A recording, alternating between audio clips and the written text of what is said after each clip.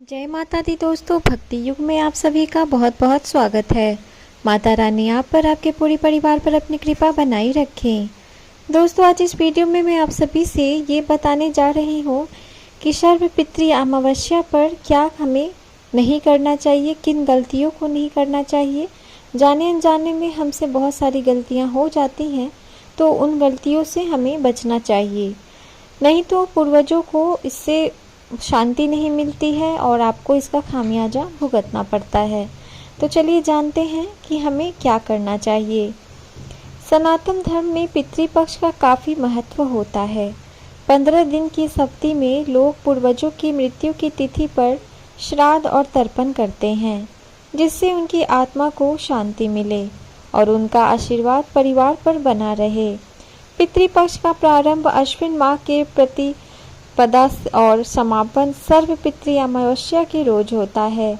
इस दिन लोग जानकारी के अभाव में कुछ गलतियां कर जाते हैं, जिनसे बचना चाहिए। तो चलिए जानते हैं हमें क्या क्या पता होना चाहिए, किन सब बातों का ध्यान रखना चाहिए। सर्वपितृ अमावस्या पर उन्हीं पितरों का श्राद्ध किया जाता है या किया जाना चाहिए जिनकी मृत्यु तिथि या तो आपको मालूम ना हो या फिर भूल गए हो। इसके अलावा उनका तर्पण तो करना ही चाहिए जिनकी मृत्यु अमावस्या को हुई है। दूसरा हमें क्या ध्यान रखना है, बाल नाखून कटवाने से हमें बचना चाहिए। पितरों की विदाई के दिन यानी सर्वपितृ अमावस्या के रोज बाल नाखून कटवाने से बचना चाहिए। ज्योतिष के जानकारों की माने तो ऐसा करने से पितृदोष होता है। इस दिन किसी भी नई चीज की खरीदारी से भी बचना चाहिए। तीसरी चीज हमें क्या ध्यान रखनी है, द्वार से किसी को भी खाली हाथ ना भेजें।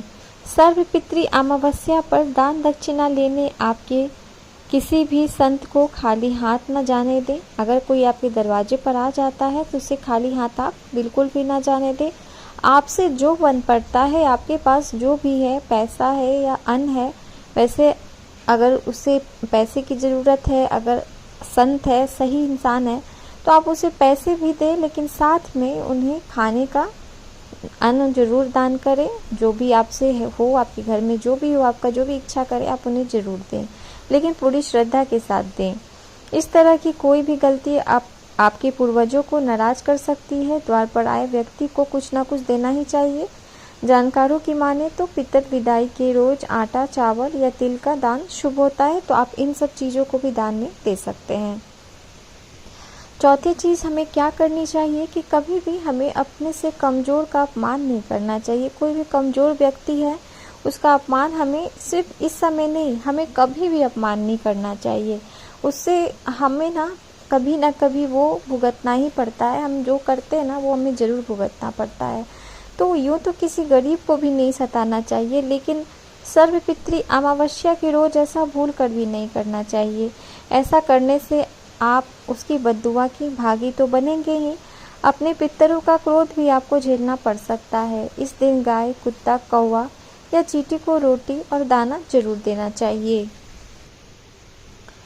यूँ तो पूरी पितृपक्ष में तामसी भोजन, मांस, मंदिरा से बचना चाहिए, लेकिन सर्वपितृ अमावस्या पर इसका विशेष ध्यान रखना चाहिए। इसके अलावा लहसुन, प्याज या तामसिक भोजन खाने से बचना चाहिए। इस दिन मसूर की दाल, अलसी, धतूरा, कुल्थी आदि का भोजन शुभ माना जाता है। इसके साथ ही चलिए कुछ बातों का हमें ध्यान रखना चाहिए, वो मैं आपको बता रही हूँ।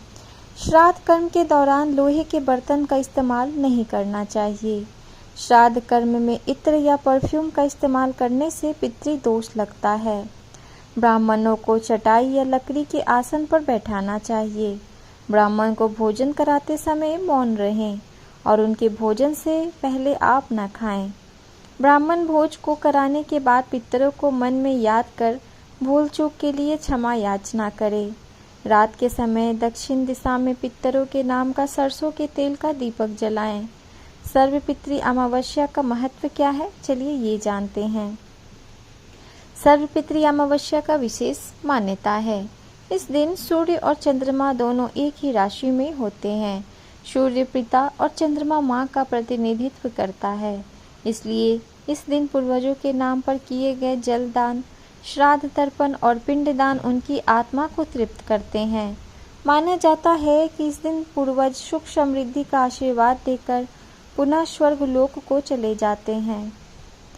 तो चलिए जानते हैं कि पितृ विसर्जन का दिन, तिथि और समय क्या है।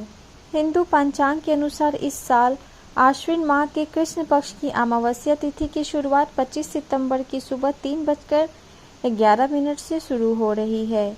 इसका समापन 26 सितंबर की सुबह 3:22 पर हो जाएगा। ऐसे में पितृ विसर्जन 25 सितंबर को मनाया जाएगा। तो दोस्तों, मेरी दी गई हुई जानकारी अगर आपको अच्छी लगी हो तो मेरे इस वीडियो को एक लाइक ज़रूर दें। अपने दोस्तों, अपने जानने वालों में मेरी वीडियो को ज़रूर शेयर करें। और अगर आप मेरे चैनल पर नए हैं तो मेरे चैनल को सब्सक्राइब कर लें। मैं इसी तरह की जानकारी लेकर आप सभी के लिए अपने इस चैनल पर हमेशा आती रहती हूँ। धन्यवाद।